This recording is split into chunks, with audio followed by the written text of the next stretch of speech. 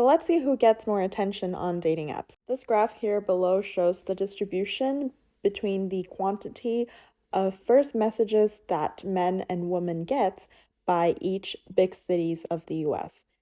On an overall basis, we can see that women receive more messages than men. Both actually has the same long tail distribution that is highly right skewed, which essentially means that most people on this end receives zero messages, and there's a few people, like very small amount, right at the long tail here, that receives more than 50 first messages. And we see this phenomenon a lot in income distribution, fertility rates, essentially anything that touches humans. It's a pretty unfair world. So, most people, and more likely to be men, because more than 20% receives zero messages, whereas only more than 10% of women receive zero messages. But a small fraction, a tiny fraction of the population receives far more attention. The most popular individual of our city is a 30-year-old woman living in New York,